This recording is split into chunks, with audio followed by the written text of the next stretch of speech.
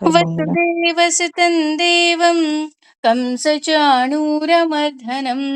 देवकी परमानन्दं कृष्णं वन्दे जगद्गुरुं ಶ್ರೀಕೃಷ್ಣಂ ವಂದೇ ಜಗದ್ಗುರುಂ.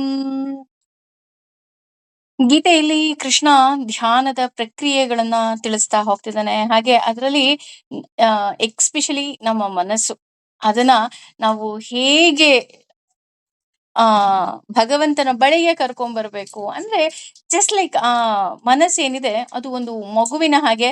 ಅದು ಹೇಗೆ ನಾವು ಪಾರ್ಕಿಗೋ ಅಥವಾ ಎಲ್ಲೋ ಕರ್ಕೊಂಡಾಗ ಹೇಗೆ ನಮ್ಮ ಕೈ ಬಿಟ್ಟು ಬಿಟ್ಟು ಓಡ್ ಹೋಗುತ್ತೋ, ಹಾಗೆ ಈ ಮನಸ್ಸು ಸಹ ಅಷ್ಟೇ. ಭಗವಂತನ ಬಳಿ ನಾವು ಎಷ್ಟೇ ಎಳ್ಕೊಂಡು ಬಂದ್ರೂ ಸಹ ಅದೇನ್ ಮಾಡುತ್ತೆ, ಓಡ್ ಹೋಗುತ್ತೆ.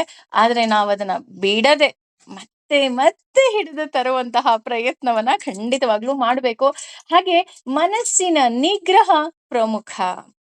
ಸದೃಢವಾದ ಬುದ್ಧಿಯಿಂದ ಹಾಗೂ ನಿಧಾನವಾಗಿ ದೇವ್ರ ಬಳಿ ನಾವು ಮಗುವನ್ನ ಕರೆದುಕೊಂಡು ಬರ್ಬೇಕು. ಮಗು ಇಸ್ ನಥಿಂಗ್ ಬಟ್ ಮನಸ್ಸು.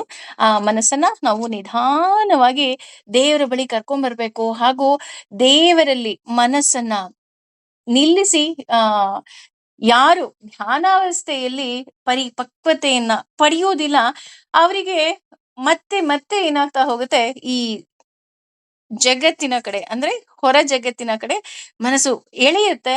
ಆದರೆ ದೇವ್ರನ್ನ ಕಾಣ್ಲೇಬೇಕು ಅನ್ನುವಂತಹ ಉದ್ಘಟತನ ಬಯಕೆ ಸಹ ಇರುತ್ತೆ.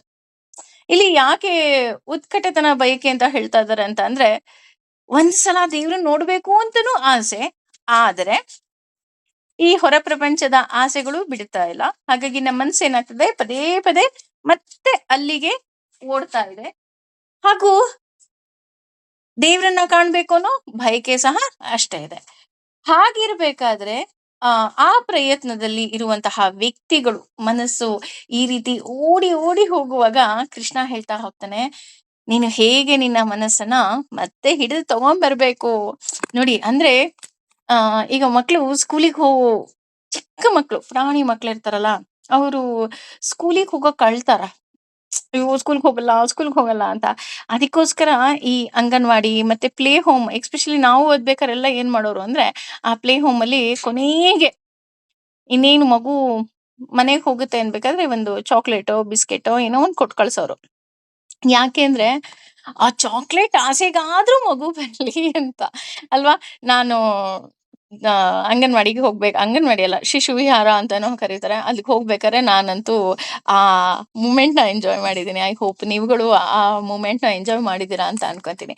ಯಾಕೆಂದ್ರೆ ಆ ಮಗು ಶಾಲೆಗೆ ಕರ್ಕೊಂಬಂದ್ರೆ, ಅದು ಪೆಪ್ಪರ್ಮೆಂಟ್ ಆಸೆಗೋ ಬಿಸ್ಕೆಟ್ ಆಸೆಗೋ ದಟ್ ಈಸ್ ಡಿಫ್ರೆಂಟ್. ಆದ್ರೆ ಒಂದು ಸಲ ಏನಾದ್ರೂ ಆ ಮಗು ಶಾಲೆಗೆ ಬಂತು ಅಂತಂದ್ರೆ ಏನ್ ಮಾಡ್ತಾರೆ, ಅದಕ್ಕೆ ಹಾಡು ಹೇಳ್ಕೊಡ್ತಾರೆ, ಅಕ್ಷರಗಳನ್ನು ಹೇಳ್ಕೊಡ್ತಾರೆ. ಎಲ್ಲವನ್ನ ಹೇಳ್ಕೊಡುವಂತಹ ಒಂದು ಪ್ರಥಮ ಹೆಜ್ಜೆಯನ್ನ ಆ ಶಿಕ್ಷಕರು ಅಥವಾ ಅಲ್ಲಿರುವಂತಹ ಆ ಸಿಬ್ಬಂದಿ ವರ್ಗದವರು ಮಾಡ್ತಾ ಹೋಗ್ತಾರೆ.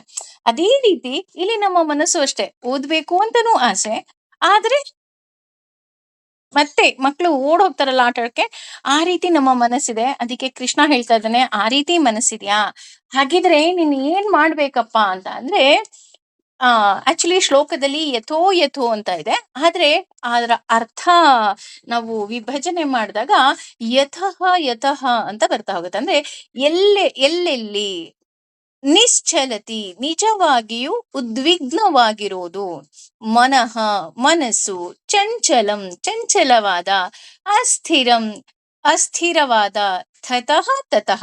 ನಾವು ಶ್ಲೋಕದಲ್ಲಿ ಆ ಆ, ತತಃ ತತಃ ಅಂತ ಬರೋದಿಲ್ಲ. ತತಃ ತತಃ ಅಂತ ಬಂದ್ರೆ ಅಲ್ಲಿಂದ. ನಿಯಮ ಅಂದ್ರೆ ನಿಯಂತ್ರಿಸಿ, ಏತತ್ ಇದನ್ನು, ಆತ್ಮಾನಿ ಆತ್ಮವನ್ನ, ಏವ ಖಂಡಿತವಾಗಿಯೂ, ವಶಂ ನಿಯಂತ್ರಣಕ್ಕೆ, ನಯೇತ್ ತರಬೇಕು. ಯಾವ ರೀತಿ ತರ್ಬೇಕಪ್ಪ ಈ ನಮ್ಮ ಮನಸ್ಸನ್ನ ಅಂತ ಅಂದ್ರೆ, ಯಥೋ ಯಥೋ ಅಂದ್ರೆ ಯತಃ ಯತಃ, ಎಲ್ಲೆಲ್ಲಿ ಓಡ್ ಹೋಗುತ್ತೋ ಮನಸ್ಸು. ಅಂದ್ರೆ ಈ ಮನಸ್ಸು ಏನಿದೆ ಅದು ಎಲ್ಲೆಲ್ಲೋ ಓಡ್ ಹೋಗುತ್ತಂತೆ. ಅದು ಒಂದು ಚಂಚಲವಾಗಿರುವಂತಹ, ಜಸ್ಟ್ ಲೈಕ್ ಮರ್ಕ್ಯುರಿ ತರ ಅಂತ ಹೇಳ್ತಾ ಇದ್ದಾರೆ. ಹಾಗಾಗಿ ಇದು ಅದು ಚಂಚಲವಾಗಿ ಇರುತ್ತೆ. ಆ ಮನಸ್ಸು, ಆ ಮನಸ್ಸಿಗೆ ಅಭ್ಯಾಸ ಆಗೋಗ್ಬಿಟ್ಟಿರುತ್ತೆ ಸುತ್ತಾಡಿ ಸುತ್ತಾಡಿ. ಈಗ ಹೇಗೆ ಅಂದ್ರೆ, ಕೆಲವರು ಇರ್ತಾರೆ ಅವರು ಮನೇಲೇ ಇರೋದಿಲ್ಲ. ಇಲ್ಲಿ ಹೋಗ್ಬೇಕು, ಅಲ್ಲಿ ಹೋಗ್ಬೇಕು, ಅಲ್ಲಿ ಹೋಗ್ಬೇಕು, ಇಲ್ಲಿ ಹೋಗ್ಬೇಕು. ಈ ರೀತಿ ಸುತ್ತಾಡಿ, ಸುತ್ತಾಡಿ ಅಭ್ಯಾಸ ಆಗಿರೋರಿಗೆ ಒಂದು ದಿನ ನೀವು ಮನೇಲಿ ಕಟ್ ಹಾಕಿ, 1 ದಿನ ಇರ್ತಾರೆ, 2 ದಿನ ಇರ್ತಾರೆ. 3ನೇ ದಿನ ಏನ್ ಮಾಡ್ತಾರೆ? "ಅಯ್ಯೋ! ಇಲ್ಲಪ್ಪ ನನಗಂತೂ ಹೀಗಿರೋದಕ್ಕೆ ಸಾಧ್ಯನೇ ಇಲ್ಲ." "ಹೇಗಿರ್ತೀರಾ ನೀವುಗಳೆಲ್ಲ?" ಅಂತ ಕೇಳ್ತಾರೆ. ಎಸ್ಪೆಷಲಿ ಈ ಕೆಲ್ಸಕ್ಕೆ ಹೋಗೋರು ಹೌಸ್ ವೈಫ್‌ಗಳಿಗೆ ಕೇಳುವಂತ ಪ್ರಶ್ನೆ. "ಅಯ್ಯೋ! ನನಗ್ ಮನೇಲಿ ಟೈಮ್ ಪಾಸೇ ಮಾಡಕ್ಕಾಗಲ್ಲಪ್ಪ. ನೀವ್ ಹೇಗಿರ್ತೀರಾ?" ಹೇಗೆ ಅಂದ್ರೆ ನಮ್ಗೆ ಅದೇ ತಕ್ಕಂತಹ ಕೆಲಸಗಳು ಮನೇಲೂ ಇರುತ್ತೆ. ಹಾಗಾಗಿ ಈ ಮನಸ್ಸು ಏನ್ ಮಾಡುತ್ತೆ, ಎಲ್ಲಿ ಬೇಕೋ ಅಲ್ಲಿ ಸುತ್ತಾಡಿ, ಸುತ್ತಾಡಿ ಅದಕ್ಕೊಂಥರ ಅಭ್ಯಾಸ ಆಗೋಗ್ಬಿಡುತ್ತೆ. ಅದು ಬರೀ ಈ ಜನ್ಮದಲ್ಲಿ ಅಲ್ಲ, ಜನ್ಮ ಜನ್ಮಾಂತರಗಳಿಂದ. ಅಂದ್ರೆ ಯಾಕೆ ಇಲ್ಲಿ ಜನ್ಮ ಜನ್ಮಾಂತರದಿಂದ ಅಂತ ತಗೊಳ್ತಿದ್ದಾರೆ ಅಂತ ಅಂದ್ರೆ, ನಮ್ಮ ಹೋದ ಜನ್ಮದಲ್ಲೂ ನಾವು ಹಾಗೆ ಇರ್ತೀವಿ, ಚಂಚಲವಾಗಿರ್ತೀವಿ. ಈಗ ಹೇಳ್ತಾ ಹೋಗ್ತಾರೆ, ಈಗ 1ನೇ ಕ್ಲಾಸ್ ಪಾಸ್ ಆಗಿದ್ ಮಗು 2ನೇ ಕ್ಲಾಸ್‌ಗೆ ಬರುತ್ತೆ ಅಲ್ವಾ? ಮತ್ತೆ ಯಾರು 1ನೇ ಕ್ಲಾಸ್‌ಗೋ, ಎಲ್-ಕೆ-ಜಿಗೋ, ಯು-ಕೆ-ಜಿಗೋ ಹಾಕಲ್ಲ. ಹಾಗೆ ನಮ್ಮ ಜನ್ಮ ಜನ್ಮಾಂತರದಲ್ಲೂ ಅಷ್ಟೇ, ನಾವು ಫಸ್ಟ್ ಸ್ಟ್ಯಾಂಡರ್ಡ್ ಪಾಸ್ ಆಗಿ, ಸೆಕೆಂಡ್ ಸ್ಟ್ಯಾಂಡರ್ಡ್ ಪಾಸ್ ಆಗಿ, ಯಾವುದೋ ಒಂದು ಈಗ ಒಂದು ಸ್ಥಿಮಿತಕ್ಕೆ ನಮ್ಮ ದೇಹ ಮತ್ತು ನಮ್ಮ ಮನಸ್ಸು ಬಂದಿದೆ ಅಂತ ಅನ್ಕೋಬಹುದು. ಆದ್ರೆ ಈ ಮನಸ್ಸು ಏನ್ ಮಾಡ್ತಿದೆ, ಜನ್ಮ ಜನ್ಮಾಂತರದಿಂದ ಹೀಗೆ ಈ ಹೊರ ಜಗತ್ತಿನಲ್ಲೇ ಇರುವ ಆಸೆ ಅದಕ್ಕೆ ಅಭ್ಯಾಸ ಆಗೋಗ್ಬಿಟ್ಟಿದೆ. ಹಾಗಾಗಿ ಅದನ್ನ ಬಿಡೋದಿಕ್ಕೆ ಸಾಧ್ಯವೇ ಇಲ್ಲ. ಪ್ರತಿದಿನ ಸಂಜೆ ಸ್ನಾಕ್ಸ್ ತಿಂದು ಅಭ್ಯಾಸ ಆಗೋಗ್ಬಿಟ್ಟಿದ್ಯಾ? ಒಂದಿನ ಸ್ನಾಕ್ಸ್ ಇಲ್ಲ ಅಂದ್ರೆ ಏನೋ ಕಳ್ಕೊಂಡ್ ಹಾಗಾಗ್ತಾ ಇರತ್ತೆ ಅಲ್ವಾ? ಅದೇ ರೀತಿ ಪ್ರತಿನಿತ್ಯದ ಅಭ್ಯಾಸವನ್ನ ನಾವು ಒಂದೇ ಒಂದು ದಿನ ಅದನ್ನ ಬಿಟ್ಬಿಟ್ರೆ ನಮ್ಗೇನೋ ಕಳ್ಕೊಂಡ್ ಹಾಗೆ. ಈಗ 2-3 ದಿನದಿಂದ ನಾವು ಪ್ರವಚನವನ್ನ ಕೇಳಿಲ್ಲ. ಅಯ್ಯೋ! ಪ್ರವಚನ ಕೇಳಿಲ್ಲ. ಭಗವದ್ಗೀತೆ ಬಗ್ಗೆ ಏನು ಕೇಳಿಲ್ಲ. ಕೇಳಿದಿದ್ರೆ ಚೆನ್ನಾಗಿರ್ತಿತ್ತು ಅಲ್ವಾ? ಈ ರೀತಿ ನಮ್ಮ ಮನಸ್ಸು ಏನ್ ಮಾಡುತ್ತೆ? ಹಾತೊರೆಯುತ್ತೆ. ಯಾಕೆ ಹಾತೊರೆಯುತ್ತೆ? ಅದಕ್ಕೊಂದು ಅಭ್ಯಾಸ ಆಗ್ಬಿಡುತ್ತೆ. ಅದೇ ರೀತಿ ಈ ಮನಸ್ಸಿಗೂ ಅಷ್ಟೇ ಹೊರ ಜಗತ್ತಿನಲ್ಲಿ ಏನಾಗಿದೆ, ಆ ಹೊರ ಜಗತ್ತಿನ ಆಸೆಗಳ ಮೇಲೇನೆ ಅದಕ್ಕೆ ಆಸೆ. ಹಾಗಾಗಿ ಅಭ್ಯಾಸ ಆಗ್ಬಿಟ್ಟಿದೆ. ಎಷ್ಟು ಹೊರ ಹೋಗು ಹೋಗಬಹುದೋ ಅಷ್ಟು ಅದು ಚೆನ್ನಾಗಿ ಸುತ್ತಾಡ್ಬಿಟ್ಟಿದೆ. ಹಾಗಾಗಿ ಆ ಸುತ್ತಾಡುವಿಕೆಯಿಂದ ಅದನ್ನ ಬರೋದಿಕ್ಕೆ ಸಾಧ್ಯವೇ ಆಗ್ತಾ ಇಲ್ಲ. ಯಾಕೆ ಹೀಗಾಗ್ತಿದೆ ಅಂತ ನಾವೇನಾದ್ರೂ ನೋಡಕ್ ಹೋದ್ರೆ, ಅದಕ್ಕೆ 2 ಮುಖ್ಯ ಕಾರಣ ಅಂತ ಹೇಳ್ತಾರೆ. ಒಂದು ಮನಶ್ಚಂಚಲಃ. ಅಂದ್ರೆ ಈ ಮನಸ್ಸು ಏನಿದೆ ಅದು ಒಂದು ಸ್ಥಿಮಿತಕ್ಕೆ ಬರ್ತಾ ಇಲ್ಲ. ಆ ಮನಸ್ಸು ಚಂಚಲವಾಗಿದೆ. ಅಂದ್ರೆ ಒಂದೇ ಕಡೆ ಅದು ನಿಲ್ಲೋದಿಕ್ಕೆ ಸಾಧ್ಯ ಆಗ್ತಿಲ್ಲ. ಹಾಗೆ ಇಲ್ಲಿ ಇನ್ನೊಂದು ಹೇಳ್ತಾ ಇದ್ದಾರೆ ಸ್ಥಿರಂ ಅಂತ. ಮಸ್ಥಿರಂ ಅಂತ ಹೇಳ್ತಾರೆ. ಅಂದ್ರೆ ಸ್ಥಿರವಾಗಿ ಇರೋದು. ಇಲ್ಲಿ ನಮಿಗೇನ್ ಅನ್ಸುತ್ತೆ, ಮಸ್ಥಿರ ಅಂದ್ರೆ ಒಂದ್ ಕಡೆ ನಿಲ್ದೇ ಇರೋದು ಒಂದೇ, ಚಂಚಲ ಅಂದ್ರೂ ಒಂದೇ ಅಂತ ನಮಿಗನ್ಸುತ್ತೆ. ಆದ್ರೆ ಇಲ್ಲಿ ಚಂಚಲ ಅಂದ್ರೆ ಏನಪ್ಪಾ ಅಂತಂದ್ರೆ ಯಾವಾಗಲೂ ಚಲನಶೀಲವಾಗಿರೋದು. ಹೇಗೆ ಅಂದ್ರೆ ನಾವು ಒಂದು ಕಡೆ ಕೂತಿರ್ತೀವಿ. ನಮ್ಮ ಮನಸ್ಸು ಈಗ ಉದಾಹರಣೆ ಯಾವುದೋ ಒಂದು ಪ್ರವಚನ ಕೇಳ್ತಾ ಇರ್ತೀವಿ ಅಥವಾ ದೇವಸ್ಥಾನಕ್ಕೆ ಹೋಗಿರ್ತೀವಿ. ಆದ್ರೆ ದೇವಸ್ಥಾನಕ್ಕೆ ಹೋದರೂ ಸಹ ಇಲ್ಲಿ ಈ ಮನಸ್ಸು ಈ ರೀತಿ ಆಗೋದಿಕ್ಕೆ ಏನಪ್ಪಾ ಮುಖ್ಯ ಕಾರಣ ಅಂತ ನಾವೇನಾದ್ರೂ ನೋಡೋದಾದ್ರೆ, ಆ ಮನಸ್ಸು ಒಂದು ಚಂಚಲವಾಗಿರೋದು ಮತ್ತೆ ಅಸ್ಥಿರವಾಗಿರೋದು. ನಮಿಗನ್ಸುತ್ತೆ ಚಂಚಲ ಅಂದ್ರೂ ಒಂದೇ, ಮಸ್ಥಿರ ಅಂದ್ರೂ ಒಂದೇ ಅಂತ. ಆದ್ರೆ ಇಲ್ಲಿ ಚಂಚಲ ಅಂದ್ರೆ ಏನಪ್ಪಾ ಅಂತ ಅಂದ್ರೆ ಸುತ್ತಾಡೋದು. ಅಂದ್ರೆ ಒಂದು ಕಡೆ ಇಲ್ಲದೆ ಇರೋದು, ಒಂದು ರೀತಿಯಾದಂತಹ ಚಡಪಡಿಕೆ ಅಂತ ಏನ್ ಹೇಳ್ತೀವಿ ಆ ರೀತಿ. ಉದಾಹರಣೆ, ನಾವು ಪೂಜೆ ಕೂತ್ಕೊಂತೀವಿ. ಪೂಜೆ ಕೂತ್ಕೊಂಡ್ರು ಸಹ ನಾವು ಪೂಜೆ ಮಾಡುವಷ್ಟು ತಾಳ್ಮೆ ಆಗ್ಲಿ ಅಥವಾ ಪ್ರವಚನವನ್ನ ಕೇಳ್ಬೇಕು ಅಂತ ಕೂತಾಗ ಪ್ರವಚನವನ್ನ ಕೇಳೋ ಮನಸ್ಸು ಇದ್ರೂ ಸಹ ನಮ್ಮ ದೇಹ ಪ್ರವಚನ ಕೇಳೋದ್ರಲ್ಲಿ ಇರುತ್ತೆ. ಆದ್ರೆ ನಮ್ಮ ಬುದ್ಧಿ ಏನಾಗೋಗಿರುತ್ತೆ, ಎಲ್ಲೋ ಮಜಾ ಮಾಡೋಕೋ ಅಥವಾ ಅಡಿಗೆ ಮಾಡೋಕೋ ಅಥವಾ ಇನ್ನೆಲ್ಲೋ ಮತ್ತೊಂದೋ ಏನಾಗಿರುತ್ತೆ ಹೋಗ್ಬಿಟ್ಟಿರುತ್ತೆ ಅಲ್ವಾ? ಆ ಮನಸ್ಸನ್ನ ಹಿಡಿದು ನಿಲ್ಸೋದು ತುಂಬಾ ಕಷ್ಟ. ಅದಕ್ಕೆ ನಾನು ಹೇಳೋದು, ಮೌನ ವ್ರತ ಅಂತ ಅಂದ್ರೆ ನೀವು ಮಾತಾಡದೇ ಇರೋದಲ್ಲ, ನಿಮ್ಮ ಮನಸ್ಸಿನ ಮಾತನ್ನು ಸಹ ನಿಲ್ಲಿಸೋದು ನಿಜವಾದ ಮೌನ ವ್ರತ ಅಂತ ಹೇಳಿ. ಹಾಗೇನೆ ಇದೇನ್ ಮಾಡುತ್ತೆ, ಭೂತಕಾಲಕ್ಕೆ ಹೋಗುತ್ತೆ, ಭವಿಷ್ಯತ್ ಕಾಲಕ್ಕೆ ಹೋಗುತ್ತೆ ಅಥವಾ ವರ್ತಮಾನ ಕಾಲದಲ್ಲಿ ಇರೋದೇ ಇಲ್ಲ ನಮ್ಮ ಮನಸ್ಸು. ಅದೇನಾಗ್ತಾ ಹೋಗುತ್ತೆ, ಚಡಪಡಿಕೆಯಲ್ಲಿ ಇರ್ತಾ ಹೋಗುತ್ತೆ. ಯಾವ ವಿಷಯವನ್ನ ಸಹ ಅದು ಯೋಚನೆ ಮಾಡೋದಿಕ್ಕೆ ಸಾಧ್ಯವೇ ಇಲ್ಲ. ಹಾಗೆ ಇಲ್ಲಿ ಮಸ್ಥಿರ ಅಂದ್ರು ಅಂದ್ರೆ ಸ್ಥಿರ ಅಂದ್ರು ಅಷ್ಟೇ, ಒಂದು ಕಡೆ ನಿಲ್ಲೋದು. ಆದ್ರೆ ಇಲ್ಲಿ ನಮ್ಮ ಮನಸ್ಸು ಏನಾಗ್ತಾ ಇದೆ, ಒಂದು ಕಡೆ ನಿಲ್ತಾ ಇಲ್ಲ. ಚಂಚಲ ಅಂದ್ರೆ ಅದು ಓಡ್ ಹೋಗೋದು ಅಂತಾನೆ ಅರ್ಥ. ಆದ್ರೆ ಇಲ್ಲಿ ಸ್ಥಿರ ಅಂದ್ರೆ ಒಂದು ಕಡೆ ನಿಲ್ಲೋದು. ಅದು ಒಂದು ಕಡೆ ನಿಲ್ತಾ ಇಲ್ಲ. ಯಾಕೆ ಒಂದು ಕಡೆ ನಿಲ್ತಾ ಇಲ್ಲ? ಯಾಕೆ ಒಂದು ಕಡೆ ಕೂರ್ತಾ ಇಲ್ಲಪ್ಪ ಅಂದ್ರೆ, ಅದಕ್ಕೆ ಸರಿಯಾದ ಜಾಗ ಗೊತ್ತಿಲ್ಲ. ಎಲ್ಲಿ ನಿಂತ್ಕೋಬೇಕು? ಎಲ್ಲಿ ನಾನು ಇರಬೇಕು? ಉದಾಹರಣೆ, ನಮ್ಮ ಮನಸ್ಸು ಏನ್ ಮಾಡ್ತಾ ಹೋಗುತ್ತೆ, ಸಂಬಂಧಗಳ ಜೊತೆ ಓಡೋಗೋದಕ್ಕೆ ಶುರು ಮಾಡುತ್ತೆ ಅಥವಾ ಆಸ್ತಿಯ ಜೊತೆ ಓಡೋಗೋದಕ್ಕೆ ಶುರು ಮಾಡುತ್ತೆ. ಹಣದ ಹಿಂದೆ ಓಡೋಗೋದಕ್ಕೆ ಶುರು ಮಾಡುತ್ತೆ. ಅಲ್ವಾ? ನನಗೆ ಇದು ಬೇಕು, ಅದು ಬೇಕು, ಬೇಕು, ಬೇಕು, ಬೇಕು, ಬೇಕು ಅನ್ನೋ ಬಯಕೆಗಳು ಅತಿ ಹೆಚ್ಚು ಇರುತ್ತೆ. ಹಾಗಾಗಿ ಇಲ್ಲಿ ಏನಾಗ್ತಾ ಹೋಗುತ್ತೆ, ನಾವು ಸಂಬಂಧಗಳ ಹಿಂದೆ ಹೋಗ್ಲಿ ಅಥವಾ ಆಸ್ತಿ ಹಿಂದೆ ಹೋಗ್ಲಿ ಅಥವಾ ಹಣದ ಹಿಂದೆನೆ ಹೋಗ್ಲಿ, ಯಾವುದರ ಹಿಂದೆ ಓಡಿದ್ರೂ ಸಹ ನಮ್ಗೆ ಸಿಕ್ಕೋದು ಯಾವುದು? ದುಃಖ. ಸುಖ ಸಿಕ್ಕತ್ತಾ? ಖಂಡಿತವಾಗ್ಲೂ ಇಲ್ಲ. ಯಾಕಪ್ಪ ಇಲ್ಲಿ ಸಂಬಂಧಗಳ ಹಿಂದೆ ಹೋಗ್ಲಿ ಅಥವಾ ಆಸ್ತಿ ಹಿಂದೆ ಹೋಗ್ಲಿ ಅಥವಾ ಹಣದ ಹಿಂದೆ ಹೋಗ್ಲಿ, ನನಗೆ ಸುಖ ಸಿಗ್ತಾ ಇಲ್ಲ ಅಂತ ನಾನೇನಾದ್ರೂ ನೋಡೋದಾದ್ರೆ, ಬಿಕಾಸ್ ಅದರಲ್ಲಿ ಯಾವುದ್ರಲ್ಲೂ ಸಹ ಸುಖ ಇಲ್ಲ. ಹಾಗಿದ್ರೆ ಸುಖ ಇರೋದೆಲ್ಲಿ? ಆ ಚಂಚಲಕ್ಕೆ ಏನು ಕಾರಣ ಅಂತ ಅಂದ್ರೆ ನಮ್ಮ ಬಯಕೆಗಳು. ಆ ಬಯಕೆಗಳಿಂದ ಏನಾಗ್ತಾ ಹೋಗತ್ತೆ, ನಮ್ಮ ಮನಸ್ಸು ಏನಾಗ್ತಾ ಹೋಗುತ್ತೆ, ಎಲ್ಲಿ ನಿಲ್ಬೇಕು, ಎಲ್ಲಿ ಕೂರ್ಬೇಕು, ಹೇಗೆ ಮಾಡ್ಬೇಕು, ಏನೂ ತಿಳಿಯದೆ ಅದು ಅಲೆದಾಡ್ತಾ ಇರುತ್ತೆ ಅಂತ ಇಲ್ಲಿ ಹೇಳ್ತಾ ಹೋಗುತ್ತೆ. ಹಾಗೆ ಆ ಚಂಚಲಕ್ಕೆ ಕಾರಣ ನಮ್ಮ ಬಯಕೆಗಳು. ಅದೇ ವಸ್ತುವಿನಲ್ಲಿ ಸುಖ ಇದೆ ಅಂತ ಏನ್ ಮಾಡ್ತಾ ಹೋಗುತ್ತೆ, ನಮ್ಮ ಮನಸ್ಸು ಬೇಕು ಅನ್ನುವುದರ ಕಡೆಗೆ ಹೋಗ್ತಾ ಹೋಗುತ್ತೆ. ಉದಾಹರಣೆ, ಹಣ ಇರಬಹುದು, ಆಸ್ತಿ ಇರಬಹುದು, ಹಾಗೇನೆ ಈಗ ಉದಾಹರಣೆ ಹೇಗಪ್ಪ ಅಂತ ಅಂದ್ರೆ, ನಾವು ಹಣದ ಹಿಂದೆ ಹೋಗ್ತೀವಿ. ಹಾಗೇನೆ ಯಾವುದೋ ಒಂದು ಸಂಬಂಧಗಳ ಹಿಂದೆ ಹೋದ್ರೂ ಸಹ ನಮಗೆ ಅಲ್ಲಿ ಸುಖ ಸಿಕ್ಕೋದೇ ಇಲ್ಲ. ಉದಾಹರಣೆ, ನಾವು ಹೇಗಪ್ಪ ಹೇಳ್ತಾರೆ ಅಂತ ಅಂದ್ರೆ, ಈಗ ಮದುವೆ ಆದ್ರೆ ಸುಖ ಸಿಕ್ಕತ್ತೆ ಅಂತ ಹೇಳ್ತಾರಲ್ವಾ? ಆದ್ರೆ ನಿಜವಾಗ್ಲೂ ಮದುವೆ ಆದ್ರೆ ಸುಖ ಸಿಕ್ಕತ್ತಾ? ಇಲ್ಲ. ಅಥವಾ ಯಾವ್ದೋ ಒಂದು ಕೆಲ್ಸ ಸಿಕ್ರೆ ಸುಖ ಸಿಕ್ಕತ್ತೆ. ಆ ಕೆಲ್ಸ ಸಿಕ್ರೆ ಸುಖ ಸಿಕ್ಕತ್ತಾ? ಇಲ್ಲ. ಯಾಕೆ ಇಲ್ಲಿ ಹಾಗಾಗ್ತಾ ಇದೆ ಅಂತಂದ್ರೆ, ಮನಸ್ಸು ಚಂಚಲತೆ ಕಾಡ್ತಾ ಹೋಗತ್ತೆ. ಅಂದ್ರೆ ಈಗ ಉದಾಹರಣೆ, ಆ ಒಂದು ಬಾಲ್ ಆಟದಲ್ಲಿ ಹೇಗೆ ಒಂದು ಬಾಲ್ ಎಲ್ಲರ ಕೈ ಹೋದ್ರುನು ಅದು ಕೊನೆಗೆ ಹೋಗಿ ಸೇರ್ಬೇಕಾಗಿರೋದು ಎಲ್ಲಿ? ತನ್ನ ಗೋಲ್ ಏನಿದೆ ಅಲ್ಲಿ ಹೋಗಿ ಸೇರ್ಬೇಕಲ್ವಾ? ಹಾಗೇನೆ ಇಲ್ಲ, ನಮ್ಮ ಮನಸ್ಸು ಅಷ್ಟೇ ಚಂಚಲವಾಗಿದೆ. ಯಾವುದೇ ರೀತಿಯಾದಂತಹ ಒಂದು ಸ್ಥಿರತೆ ಅದಕ್ಕೆ ಇಲ್ಲ. ಆದ್ರೆ ಇಲ್ಲಿ ಅಸ್ಥಿರ ಅಂತಂದ್ರೆ ಒಂದು ಕಡೆ ನಿಲ್ಲುತ್ತಾ? ನಿಲ್ಲೋದಿಲ್ಲ. ಯಾಕೆ ನಿಲ್ತಾ ಇಲ್ಲ? ಅದಕ್ಕೆ ಸರಿಯಾದ ಜಾಗ ಸಿಗ್ತಾ ಇಲ್ಲ. ಹಾಗಾಗಿ ಅದು ಅಸ್ಥಿರ ಆಗಿರೋದ್ರಿಂದ ಚಂಚಲವಾಗಿದೆ. ಅಷ್ಟೇ ಅಲ್ಲ, ಅದು ಓಡ್ತಾ ಇದೆ. ಯಾಕೆ ಓಡ್ತಾ ಇದೆ? ಈಗ ಕೆಲವರಿಗೆ ಕೇಳಿ, ನೀವು ಯಾಕೆ ಓಡ್ತಾ ಇದ್ದೀರಾ? ಅಥವಾ ಏನ್ ಮಾಡ್ಬೇಕು ಅಂತಿದ್ದೀರಾ? ಅವ್ರಿಗೆ ಗೊತ್ತಾಗ್ತಾ ಇಲ್ಲ, ಏನ್ ಮಾಡ್ಬೇಕು? ಹೇಗ್ ಮಾಡ್ಬೇಕು? ಹೇಗಿರ್ಬೇಕು? ಗೊತ್ತಾಗ್ತಾ ಇಲ್ಲ. ಅವ್ರು ಅದೂ ಮಾಡ್ತಾರೆ, ಇದೂ ಮಾಡ್ತಾರೆ, ಇದೂ ಮಾಡ್ತಾರೆ.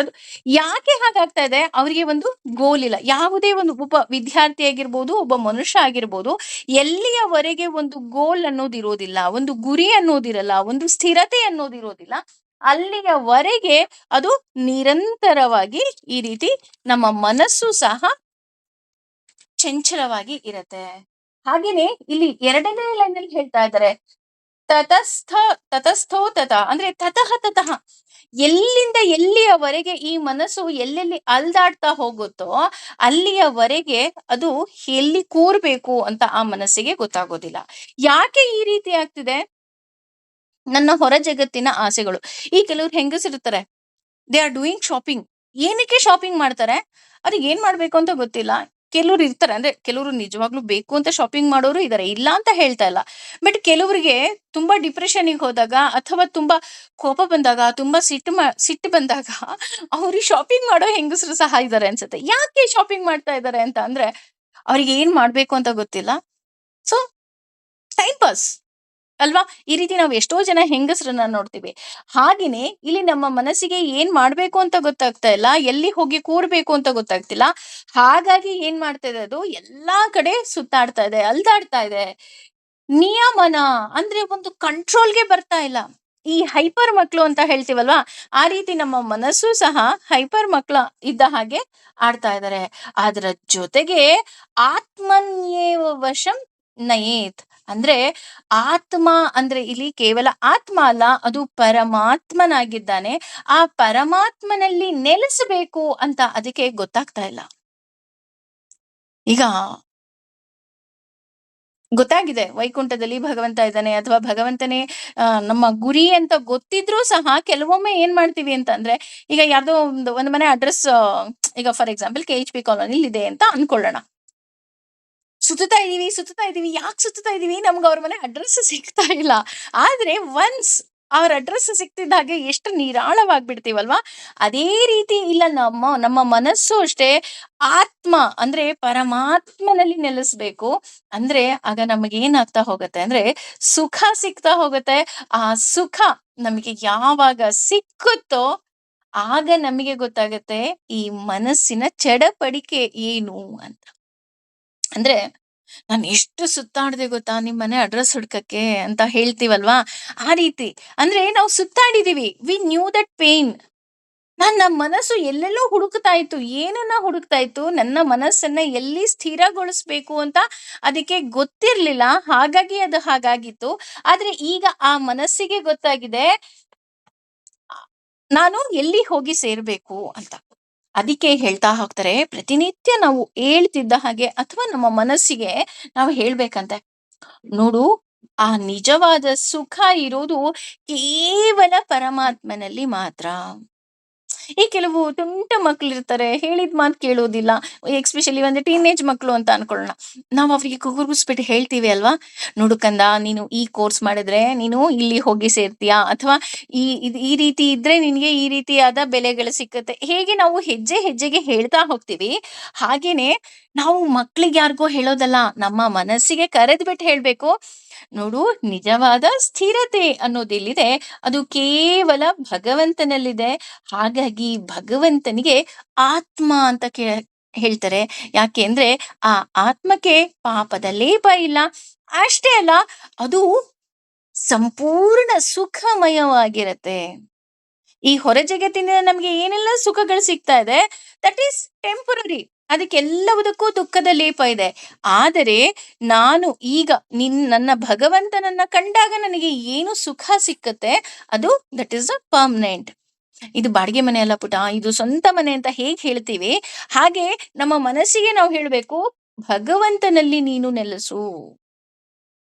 ಹಾಗಂತ ಅದನ್ನ ಒತ್ತಾಯ ಮಾಡಕ್ಕಾಗತ್ತಾ? ಇಲ್ಲ ಕಣ್ರಿ, ಒತ್ತಾಯ ಮಾಡೋದಿಕ್ಕಾಗೋದಿಲ್ಲ. ಯಾಕೆಂದ್ರೆ ಒತ್ತಾಯ ಪೂರ್ವಕವಾಗಿ ಬರೋರು ಒಂದು ದಿನ 2 ದಿನ ಬರ್ತಾರೆ. ಆದ್ರೆ ಮನಸ್ಸಿಟ್ಟು ಬರೋರು ಕೊನೆಯವರೆಗೂ ಬರ್ತಾರೆ. ಹಾಗಾಗಿ ನಮ್ಮ ಮನಸ್ಸನ್ನ ನಾವು ಟ್ರೈನ್ ಮಾಡ್ಬೇಕು.